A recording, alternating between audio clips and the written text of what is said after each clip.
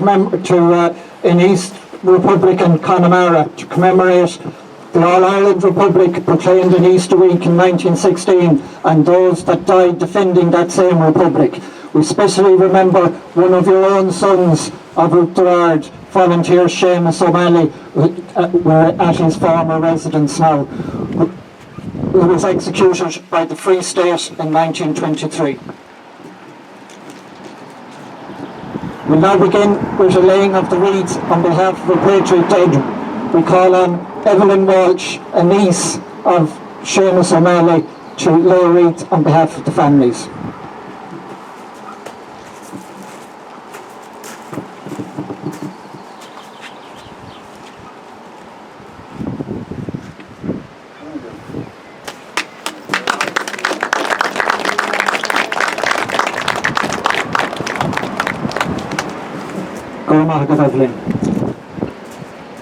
We now call upon Pierce O'Malley to read the proclamation of the Irish Republic.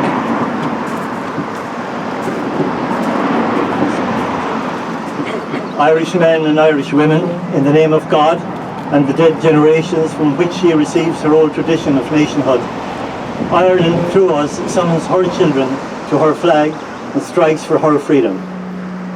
Having organised and trained her manhood through her secret revolutionary organisation, the Irish Republican Brotherhood, and through her open military organisation, the Irish Volunteers and the Irish Citizen Army, having patiently perfected her discipline, having resolutely waited for the right moment to reveal itself, she now seizes that moment, and supported by her exiled children in America and by gallant allies in Europe, but relying in the first on her own strength, she strikes in full confidence of victory.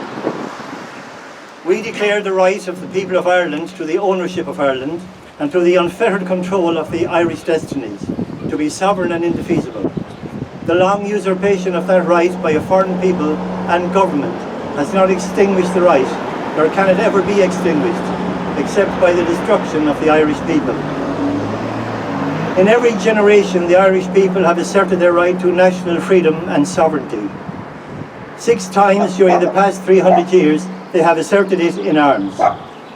Standing on that fundamental right, and again asserting it in arms in the face of the world, we hereby proclaim the Irish Republic as a sovereign, independent state, and we pledge our lives and the lives of our comrades in arms to the cause of its freedom, of its welfare, and of its exaltation among the nations. The Irish Republic is entitled to and hereby claims the allegiance of every Irish man and Irish woman. The Republic guarantees religious and civil liberty, equal rights and equal opportunities to all its citizens, and declares its resolve to pursue the happiness and prosperity of the whole nation and of all its parts, cherishing all the children of the nation equally and oblivious of the differences carefully fostered by an alien government, which has divided a minority from the majority in the past. Until our arms have brought the opportune moment for the establishment of a permanent national government, representative of the whole people of Ireland and elected by the suffrages of all her men and women, the provisional government hereby constituted will administer the civil and military affairs of the Republic in trust for the people.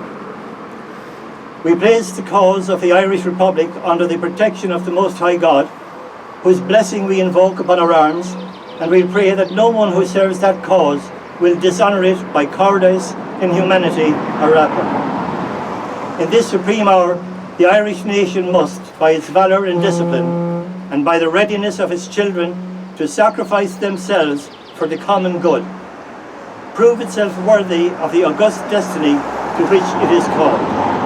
Signed on behalf of the Provisional Government, Thomas J. Clark, Sean McDermott, P.H. Pearce, James Connolly, Thomas McDonough, Eamon Cant, and Joseph Blunt.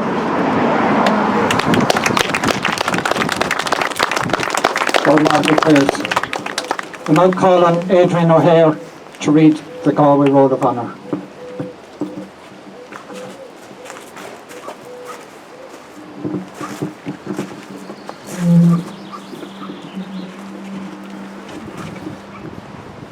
Dundee Roll of Honour, Irish Republican Army.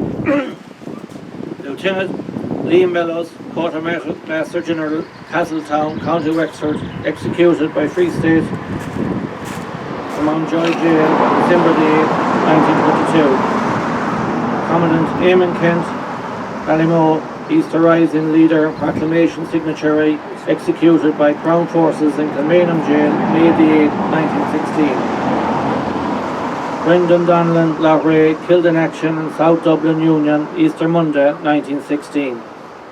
Commandant Louis Darcy, Hetford, murdered by Crown Forces, Merlin, March 24, 1921. Commandant Michael Morden, Tuam, shot by Crown Forces, November 24, 1920. Commandant Joseph Howley, Ordenmore, murdered by Crown Forces, December the 4th, 1920. Martin Devitt, in his time in County Clare, February the 24th, 1920, killed in action. Joseph Attai Mary, shot by Crown Forces, September the 6th, 1920. Sean Mulvey, Galway, shot by Crown Forces in Galway Railway Station, September the 9th, 1920. Seamus Quirk, Cork, shot by Crown Forces in Galway, September the 10th, 1920. John Hanlon, Turlough shot by Crown Forces at home, October the 2nd, 1920. Councillor Michael Walsh, the Old Malt House, shot by Crown Forces in Galway, October the 20th, 1920. Thomas Egan, Coshla, shot at his home by Crown Forces, October 24th, 1920. Mrs. Eileen Quinn, Laban, shot at home by Crown Forces, November the 2nd, 1920. Father Michael Griffin, Gurchin, murdered by Crown Forces in Galway, November the 14th, 1920. Michael Kildare Woodlawn, shot by Crown Forces at Killaloo Bridge, County Clare, November the 17th, 1920. Patrick Loughnane, Shanaglash, murdered by Crown Forces in late November 1920. His brother Harry Loughnane, Shanaglash, murdered by Crown Forces in late November 1920. Lawrence McDonough, Ilan Arden, shot by Crown Forces near his home, December 23rd, 1920. William Walsh, Hetford, shot by Crown Forces near his home, January the 18th, 1921.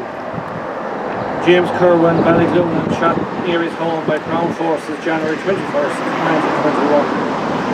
Michael Hoad, Carlistran, shot by Crown Forces, January 21st, 1921. Thomas Collins, Hetford, shot by Crown Forces, January 22nd, 1921. Thomas Whelan, Clifton, hanged in Mountjoy Jail, March the 14th, 1921. Patrick Cloonan, Mary, shot by Crown Forces, April the 5th, 1921. Thomas McKeever, Dunmore, shot by Crown Forces, May the 2nd, 1921. Thomas Mullen, Clonburden, shot by Crown Forces, March 1921. Hubert Tully, Cloney Roscommon, shot by Crown Forces in Galway, May the 11th, 1921. Christy Folan, Galway, shot by Crown Forces in Galway, May the 11th, 1921. Michael Mullen, Mylaw, shot by Crown Forces, 1920. Thomas Ganley, Kilkieran, shot by Crown Forces, 1920. John Gagan, Mike Cullen, shot by Crown Forces, February the 20th, 1921. Bill Freeney, Derry Donald, killed in action near Athenry, June the 30th, 1921. James Keogh, Ballinasloe. Paddy Halvey, Minlaw, died a week after a Crown Forces beating. James McDonough, Ballygare, killed in training, 1920. Joseph Donlan, Clonburden, killed in action by Free State Forces, July 22nd, at Cemetery Cross, Galway. Jack Lohan Tuam, killed in action by Free State Forces at Killeen, Castlegare, September 22nd, 1922. Michael Walsh, Carlisstrand, executed in Athlone by Free State forces, January the 20th, 1923. Stephen Joyce, Carlisstrand, executed in Athlone by Free State forces, January the 20th, 1923.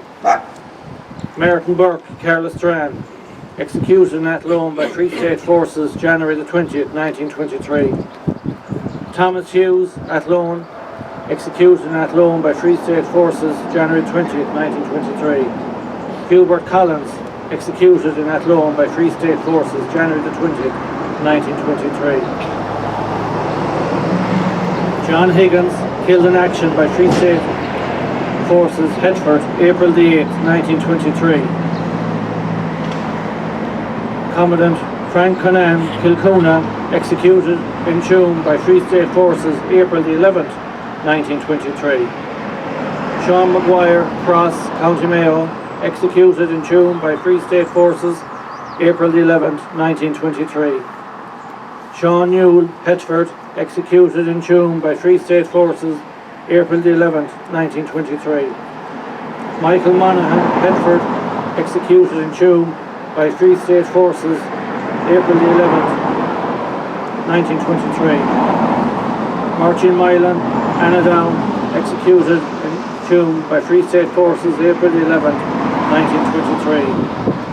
Seamus O'Malley, Oughterard, executed in Tuam by Free State forces, April the 11th, 1923.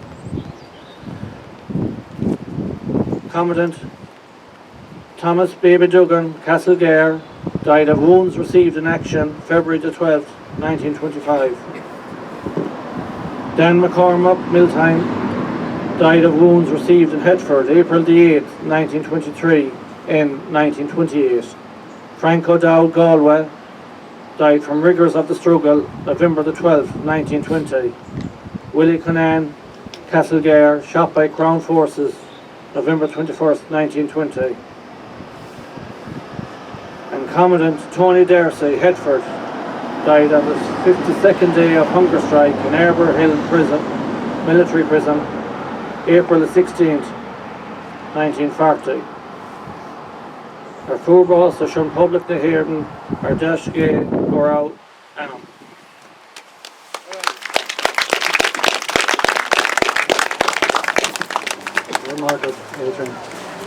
Now call Tomás O'Curran to say a decade of the Rosary.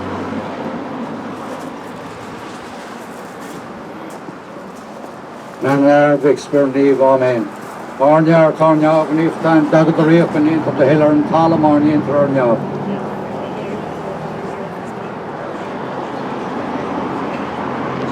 She had the Bower of Talong going across the Tonchier and Lad Spanny one and Ross Spanny on Third of Ranisa. She had the Bower of Talong going across the Tonchier and Lad Spanny which and Ross Spanny on Third of Ranisa. She had the Bower of Talong going across the Tonchier and Lad Spanny which and Ross Spanny on Third of Ranisa. She had the Bower of Talong going across the Tonchier and Lad Spanny which and Ross Spanny on Third of Ranisa. She had the Bower of Talong across the Tonchier and Lad Spanny which and Ross Spanny on Third of Ranisa. She had the Bower of Talong and across the Tonchier and Lad Spanny which and Ross Spanny on Third of Ranisa.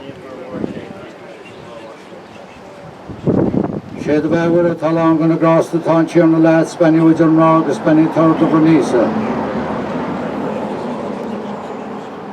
She had the Bower of Talong and across the Tonchier and Lad Spanny which and Ross Spanny on Third of Ranisa. She had the Bower of Talong and across the Tonchier and Lad Spanny which and Ross Spanny on Third of Ranisa. She had the Bower of Talong and across the Tonchier and Lad Spanny which and Ross Spanny on Third of Ranisa. Lord the Nard, the Watts Berneve, be your host, Mark Hoffos, Face Cabrach, Betty in the Seed, Amen.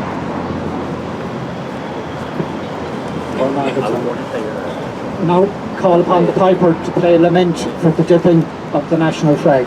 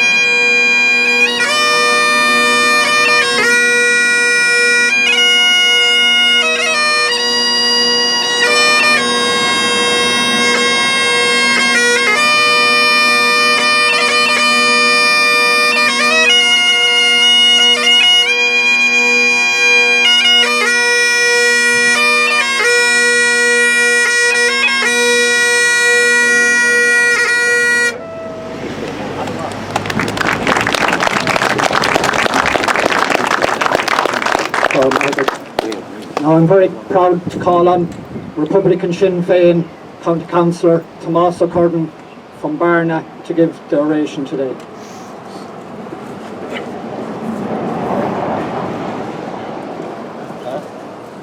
Ramada the Hurloch.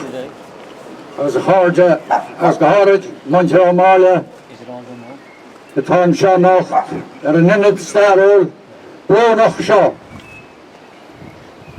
They're in the Cora Caird Blaine, as Mwallum, Loud, Fian, Plaque Tucker to Stuart and Shaw, agus an Cumnachan Tajinta, the Shinchach, Archuna She, Ogal, Martasha, agus is more in the Credjun to Torgay, Grunclawn, agus the Dina, Arinya Susa, Ogal, Inshaw, Martasha. Would the hasses of food which you brach, agus by the Gasser of Belhart and Shaw, agus by Shield, a dinner mach, agus Kefra Wilchan Shaw, agus is Stoiger, Edgachas Hope, Edgachas Gunadina Oga, a Tarchachtan Nu in East. Nach wil voor een keer eentje wonen op en is de schuldvraag naar Polostie, naar zijn Oglish.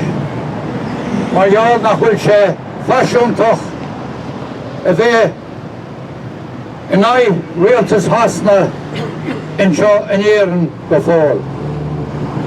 Wat was je dan zo? Bevoorlaan, zijn sheekhonde herdoen. You rock share the river, which you law the tongue and you. Chairman, people of Oughterard and the surrounding North Connemara areas, and West Connemara and South Connemara, I suppose all representations are one, and I suppose most of all the O'Mara family, the nieces and nephews of Seamus who are here this evening and who are here to give him his honour, an honour that he deserved. If we look back and think of 100 years ago, coming up next week, why would a man from this part of the world, that this place was fairly secured at the time that the British had left it from a year or so before? How can we understand a man leaving the comforts of his home here and going on to fight and take up arms against the newly founded state? Certainly, anybody that did, including Seamus O'Mara, were not happy with the settlement that came in late 21 or early 22. Unfortunately, we were divided. And it's my opinion, and the opinions of many more, is that when we could not sustain the war against England that time, even before we got the 26 counties, I think we should have stopped. They should have stopped and downed arms, as they've done in previous uprisings. Instead, De Valera and Collins were asked to go to London with others to meet the British Prime Minister at the time, Lloyd George, that his own country, Wales, was at the time, and still is as we speak and stand here on this hallowed spot today, occupied by the very same crown that occupies our 6 northeastern counties. Of all the fallen outs Of all the wars we probably had since England set foot, as history has it, when Strongbow came here in 1169. And the first uprising, I suppose, was 1798 with Wolfe Tone and the United Irishmen. They fought, they were defeated, but they were together. Then there was a lull until back after the Great Famine of 1845 era, the crowd came together in North America and Canada. And from there the Young Irelanders were founded. And from them came the Fenians, who came in 1864-1867 era. And they were defeated, but they were together. 1916, Easter Rising came in Dublin, and this county here was one of the few counties outside Dublin that took part. And especially in Oughterard, Clare Galway and Cardamore areas, when they marched out on that Easter weekend, 1916. Again, we were defeated, but we were together. The Tan War came, and there were successes against them, which scattered them and divided them. But then the treaty came, and that was the downfall of Irish people. Fighting among ourselves, and still fighting among ourselves until this present day. Unfortunately, we should never have been divided in the interest of England, because there's always a good British strategy to divide and conquer, divide and then defeat themselves. That has been their strategy. In every quarter of the world, and the countries that was occupied by the crown that the sun never went down on, or never set on, as they like to call it, learned from the Easter Rising of 16.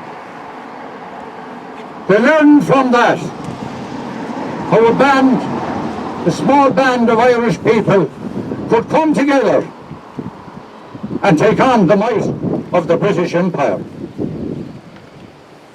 And I don't know if Seamus O'Malley was a soldier. I don't think so. He came from an ordinary background here.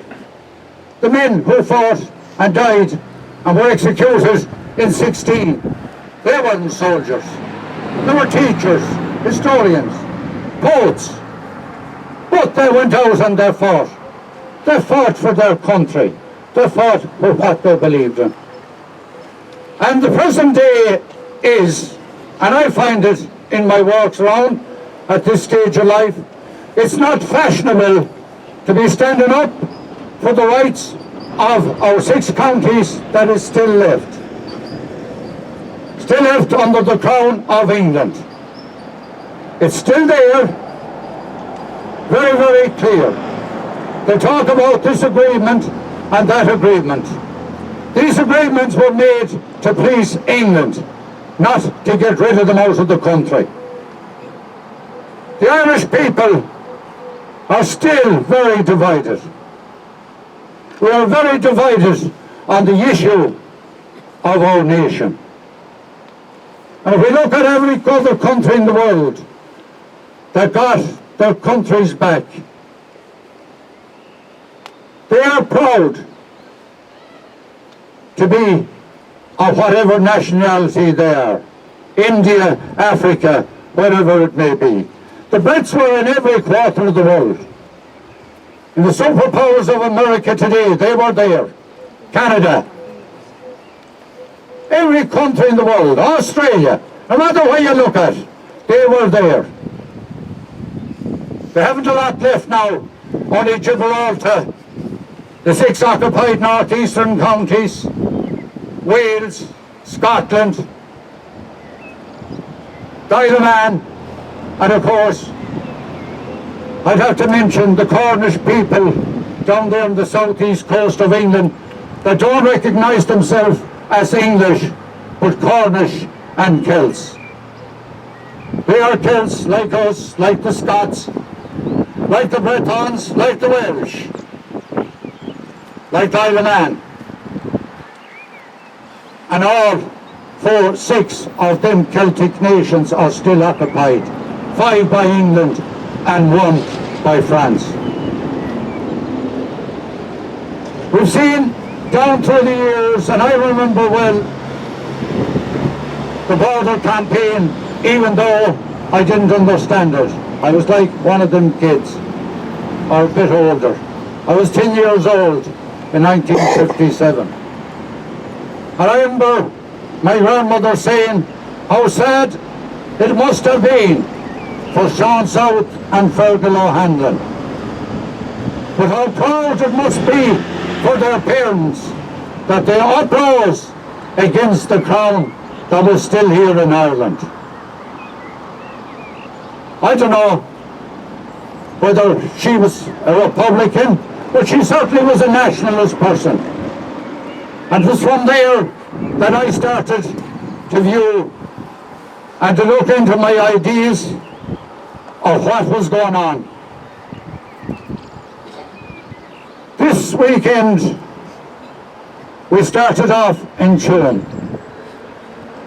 with the execution, the size of the execution in the Tuam workhouse. And reading something during the week, I understand that while they were taken out from Galway prison was that the priest or a bishop OD had died. And it wouldn't be nice or fashionable to execute men in the cathedral when the bishop was dead. That's the long and the short of it. People were excommunicated. People who didn't take the treaty side in 1921 were excommunicated by the church. They weren't wanted. They were told to be denied the sacraments. But they still went, according to what I've heard older people saying, and they knelt in the church ground at Mass time. That was their beliefs. That's how strong they were. Right through the 20s, you know, maybe people don't understand it, but this is the beginning this year. Galway is one of the counties that suffered at the hands of the newly founded Free State. And that started on the 8th of December, the Feast of the Immaculate Conception, because of 2 TDs that were shot at in Dublin when Liam Melrose, Joe McKelvey, Rory O'Connor and Dick Barrett were taken out and executed in Mountjoy. They weren't there when these guys were fired on. They were already in jail.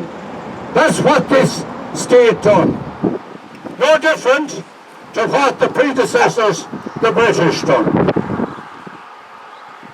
A few weeks ago, I was in Kerry at Ballyseedy, where they took 9 men out from Ballymullen barracks and told them they were to clear a roadblock or a mine that was near the woods in Ballyseedy. When they got there, they knew their fate, because all 9 of them were tied to a tree, a stump of a tree in the middle of the road that was fixed with a mine. The mine got blown, and as they thought, the 9 were killed. But fate had it that Stephen Fuller was thrown clear, and he was thrown in to a drain across the road, and he heard them coming back, throwing grenades or maze bombs or whatever they had at the time in among the dead. In among the dead. And used revolvers on what was left of them. But Fuller lived to tell the truth. There is a God there. Bill Fuller lived, or Stephen Fuller lived to tell the truth. And he survived. The very same thing happened at Countess Bridge in Killarney. And one got clear. At the Bahas workhouse just outside Carsahiveen, they walked down the road and the same fate happened to them 3 times within a couple of weeks. But this time they made sure that they weren't to escape because they shot them in the legs. Our own, to our own. Like, you wouldn't do it to that pole there. You hardly have the heart to put a mine under it. But that's what happened. That's what happened in Kerry. It also happened in the Clashmelkin Caves in West Kerry, where the Republicans that fought, and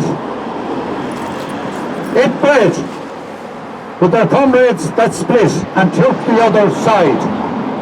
They brought tar and petrol out from Tralee and threw down on top of them below in the caves. It's very unbelievable, isn't it? But it is a fact, a true fact. It did happen. It happened in Tuam, it happened in Athlone, happened in Bourbon, it happened in Origna, in Roscommon,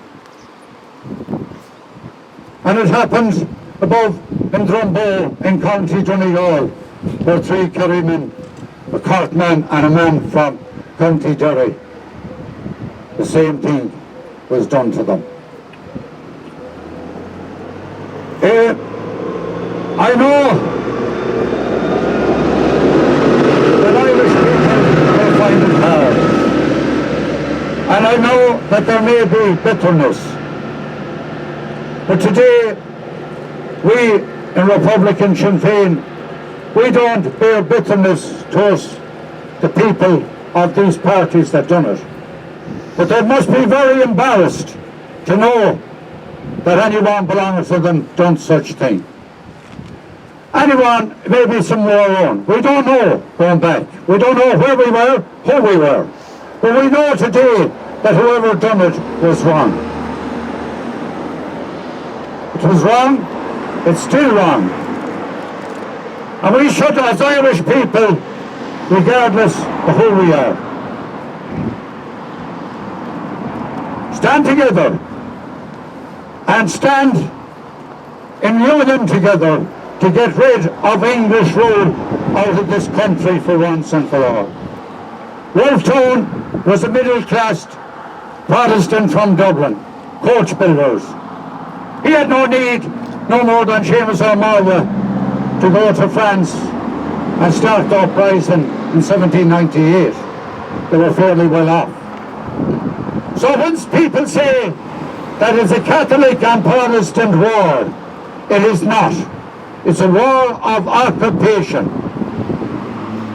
Every country the British were ever in, they left nothing but war, poverty, division and hunger behind them.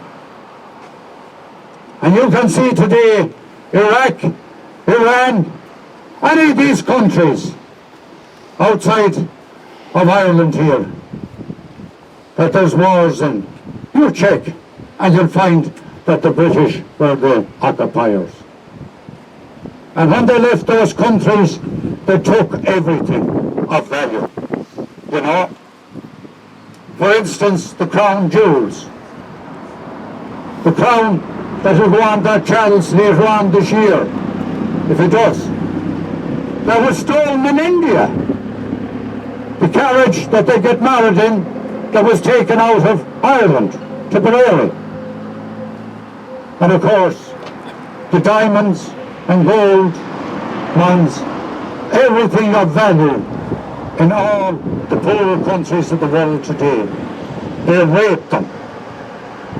They took everything of value. You know, I often think back to the 60s as well, when Charles de Gaulle seen it no longer right or viable to hold Algiers, and he gave them people their freedom.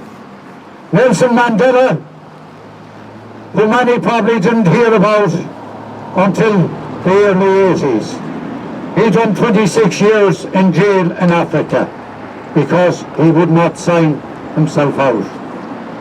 He fought, he stayed in jail until eventually, after years of oppression by the likes of Ian Smith and Botha and so on, along came F.W. de Klerk and seen it no longer right to hold the black man's country for the Boers. So then Nelson Mandela became the first black president of South Africa. The Berlin Wall came down. That was applauded by New York, Boston, and of course Washington, Dublin, Westminster, and all the other institutions. But not a word about all 6 counties.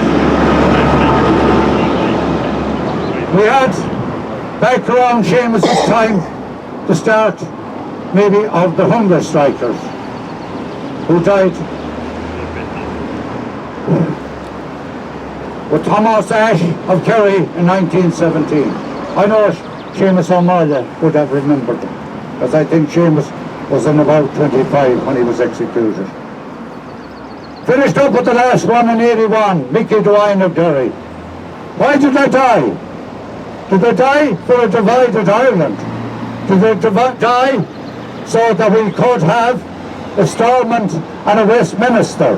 No, they died for the unification of Ireland. I don't know how Seamus O'Malley and his comrades would be today, but it's clear from the route that they were taken back in the late 1918-20 era up to their deaths in 23, that they weren't going to go along with the divided Ireland or the newly founded state. So if they weren't then, they were hardly going to change their mind.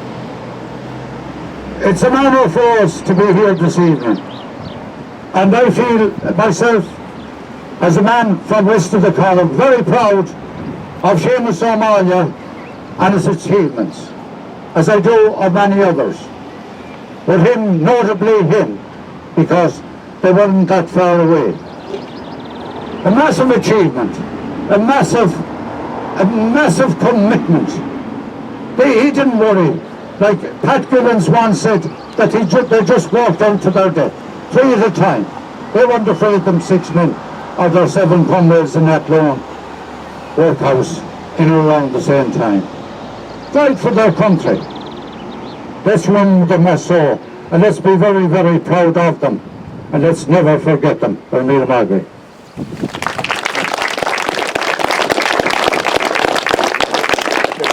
Go on, Tom.